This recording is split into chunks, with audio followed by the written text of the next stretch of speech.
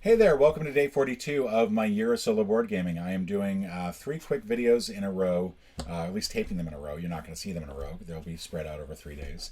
But these are all button shy games. This is going to be Ugly Gryphon Inn by Scott Alms. This is a game which I've tried a number of times to win and have not succeeded once. So what we're going to do is we're actually going to play a base version of the game. I have a couple of expansions for this. I have more patrons.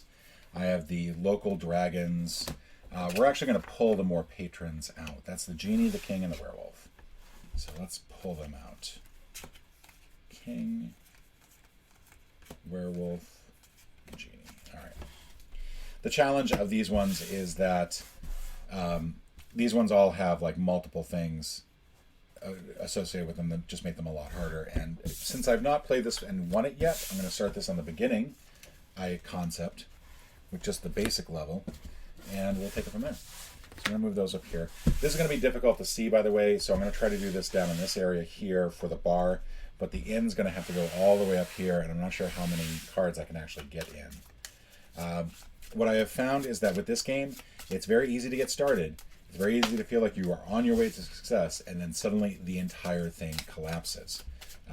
The purpose of this game, let's make sure I have the win situation correct, is that you are attempting to take patrons out of a bar and move them into the inn. However, they're very particular, so they are very persnickety. They all have irks and things that they like. So they're here for food or drink. So there's the teetotal nun, for example, is here for food. The time mage is here for a drink. The nun creates noise, the time mage stinks, and the doppelganger likes to get into a fight. Now, when they are in the inn, you have to take into account their peculiarities, and then also they can be irked by certain things, so that they can be irked by the over presence of a specific icon in the bar. There are 3 icons total, and if there are 3 or more of those icons, then you have to start doing irks for each one. Alright, so let's go ahead and shuffle this just a little bit more. Get a little bit more of a shuffle in here. And then we deal out to the bar. Again, we'll do the bar down here. I'm going to try to do this as best I can. Okay. So now we pick one to go to the inn. So for example, right now we could pick the Bloody Barbarian, send them off to the inn. I'm going to try to play this quick too. I don't want to spend too long on this. Because, you know, nothing says destined for success than rushing through everything. Okay, so now we go through our inn and check to see if the irks of any of the patrons are hit. So if there's no beer in the bar, well, there is beer in the bar because thanks to the war bear. So the barbarian does nothing and just stays there. So now we replace the bar, and now we have the charitable giant. We now count the icons that are down in the bottom. There are 3 sword icons, so that counts as a fight. And so we would go through and check to see if anybody has a fight icon for their irks. Not this one down here. It'll be separate over here to the right. But fortunately, that's not the case. We're just getting started. We're still doing okay. If we were to send the goblet triplet to the inn, theirs would be triggered by this down below. So we don't want that. For the goblins, let's send the goblin, the fighty one, over here. So again, if there are 3 goblins in the inn, no. There's no beer in the inn. There's beer in the inn, or beer in the bar, I should say. Beer in the bar. It's very important to distinguish between bar and inn in this. We get the Sleepy Summoner. So the Sleepy Summoner is affected by noise above and below. Is affected by noise overall. Also, we do need to do a quick icon check. Fortunately, there is no icon that is affected. We could move the other goblin to the inn. Now, if the goblins are triggered, they are all triggered, they all leave. However, if we've got 2 of them in the grid in the inn already, then we can just avoid putting that 3rd one in there. So we'll go ahead and move that in. Also, the goblin has 2 of these noise icons. That's not great. So first thing we're going to do, 3 goblins in the inn? No, there's only 2, so neither of these 2 are triggered. If there's no beer in the bar, there is beer in the bar, so the Bloody Barbarian is not triggered. We're going to deal a card out to the bar. We have the Clumsy Wizard. And the Clumsy Wizard adds a noise, but fortunately we don't have 3 of anything, so we're still good. Now, if we were to add the Sleepy Summoner, she would just leave immediately. So we're not going to do that. The War Bear.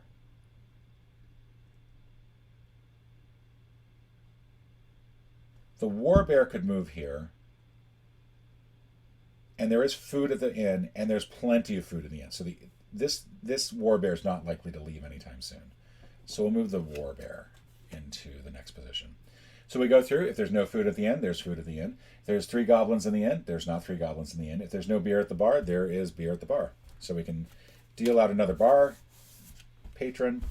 And fortunately, we are still good. We don't have 3 of anything. The Charitable Giant cannot go to the inn now without leaving immediately. They'll just leave. But we can now move the Sleepy Summoner because this does not have a noise icon as part of the Urk. So we'll do that. Going through, and you can see how quickly this is going to run out of space this way. So I will probably start doing a second row of inn people here if that becomes needed. Is there noise directly above or below the room? No. Is there no food at the inn? No. Neither 2 goblins, and there's still beer at the bar. Plenty of beer. So none of that gets triggered. We're going to add a bar patron. We are now up to 2 noise icons, but we're good otherwise. Now, if we were to move the Sensitive Hunter, that would trigger the Sleepy Summoner, so we don't want to do that. If we move the Clumsy Wizard, the Clumsy Wizard would actually trigger shuffling these up first. And the problem is that if the Sleepy Summoner ends up adjacent to the Goblin Triplet, that's bad. So there's a chance that might cause an avalanche of leaving. Charitable Giant, again, will just automatically leave because we have consecutive adjacent beer and at the bar, or at the inn. If we move the Doppelganger, the Doppelganger will definitely be triggered. So these will all be triggered in one way, shape, or another form or another. And I think my best bet is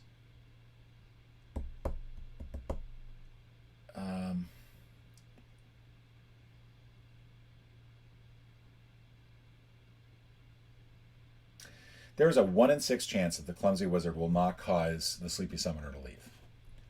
Shuffling up the cards, just doing the quick odds. Sleepy Summoner can't be in the first position. They'll get triggered by the Clumsy Wizard. They can't be in the middle position. They'll be triggered by the Goblin Triplet. And if they're in the last position, then the Goblin Triplet has to be first. So there's only 1 out of the 6 possibilities that that's going to work. I'm going to move the Indecisive Doppelganger.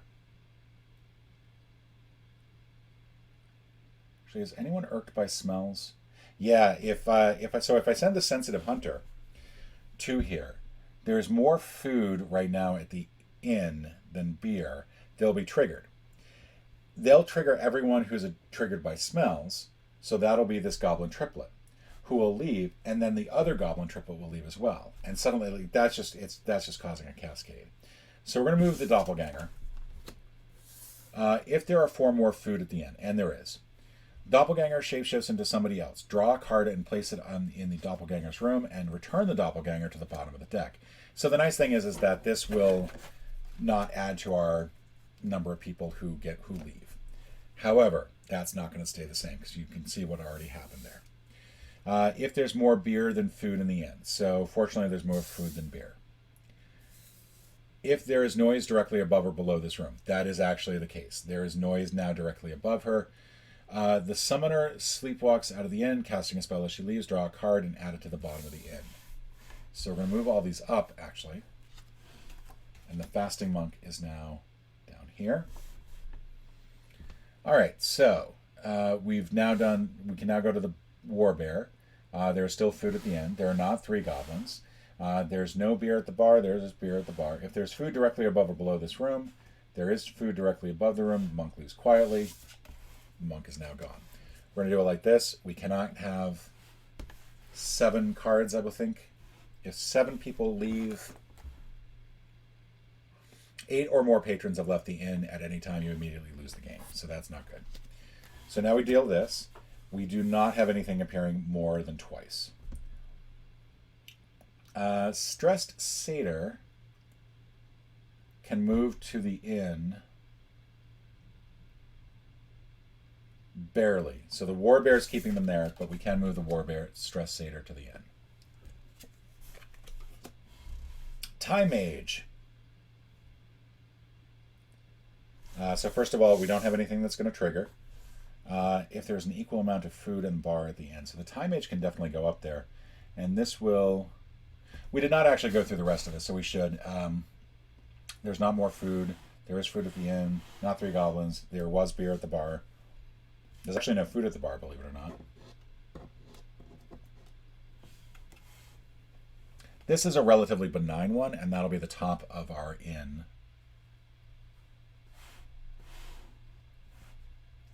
Which is good, because that's the winning mark. However, you have to actually get through all of the patrons, which is a bit of a struggle. So, if there is an equal amount of food and beer at the end, there's 1, 2, 3, 4, 5, food, 2 beer, so no. There is beer at the end, however. There's not more beer than food at the end. There is food at the end. There's not more goblins. If there's no beer at the bar, there's beer at the bar. So now we deal another one. We now have a noise. People get triggered by noise. So the War Bear is going to get triggered. He tries to eat the patron directly below, so that patron runs away and leaves 2. So the Goblin Triplet will leave. This will cause the other Goblin to leave.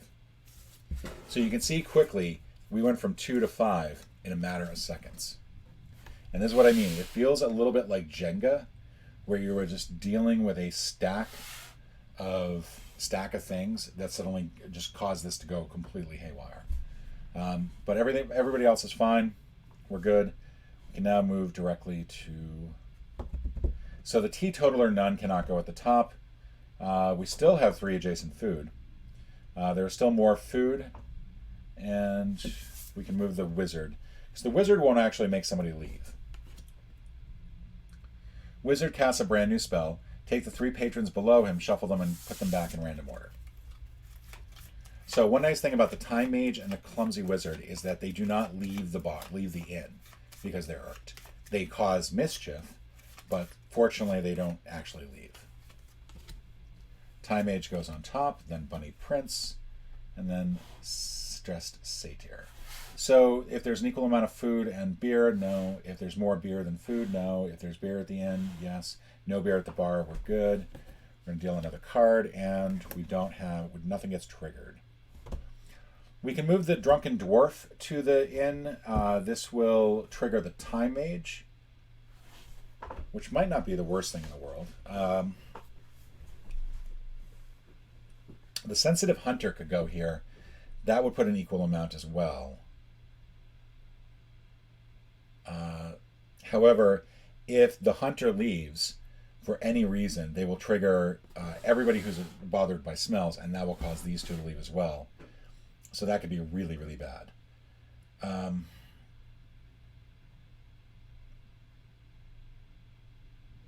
The Charitable Giant is just a joke. That is... I honestly think that this is the best bet.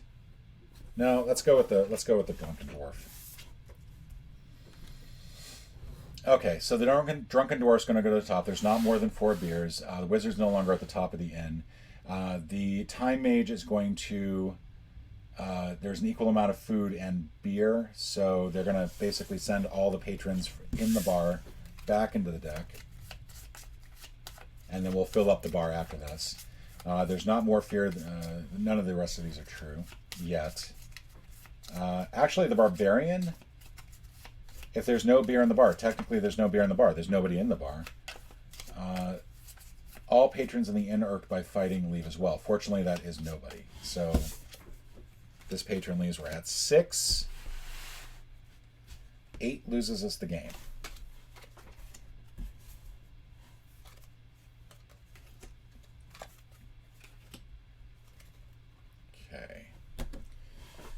Well, Goblin Triplet can go up. We do have to deal with anybody irked by smells, and this will lose us the game. So the Clumsy Wizard's going to leave. Or not leave, but they are going to shuffle up all these folks.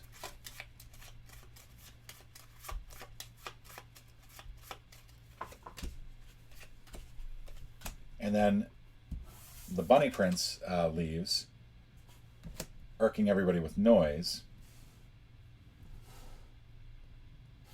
And there is still beer at the end, so that is good. So we have not lost the game yet, but we're pretty damn close.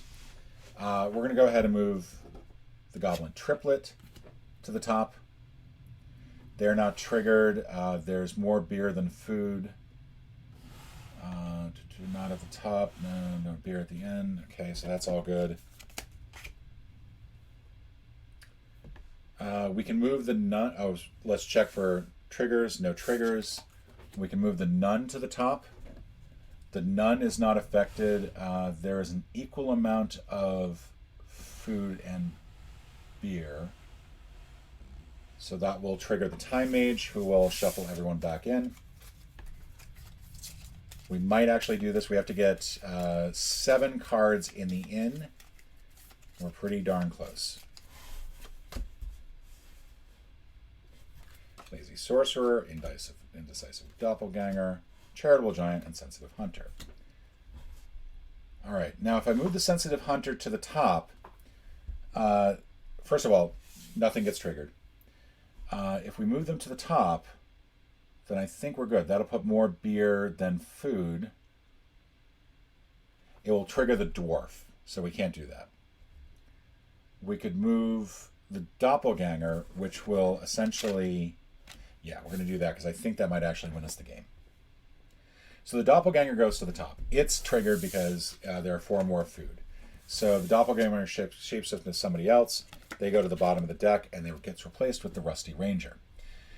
If there are 3 or more beer at the bar, and there is, oh, for Pete's sake.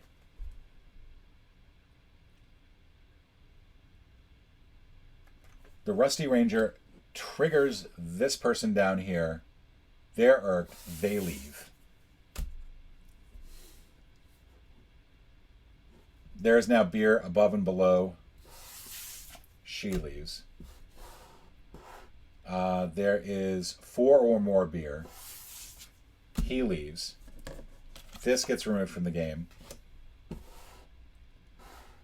There is an equal amount. No, there's no beer at the end. There is beer at the end. But we have sent more than 8 people. Oh, we were so close. We were so close. But as you can see, this is the best I can describe this is that this is an equivalent to Jenga. You are attempting to get a tower of interlocking guests so that they don't irk each other, and it is not an easy thing to do. And because you have to go through the entire deck, that makes it really difficult. And hopefully I'm not getting that rule wrong. But that was Ugly Gryphon Inn. That completes a Button Shy game. Thank you so much for joining me, and I will see you tomorrow. Do all the YouTube things. Click like, click subscribe, click comment down below. Click the bell icon for more notifications. Click the permanent press button if you don't want your pants to wrinkle. We'll see you tomorrow. Ciao.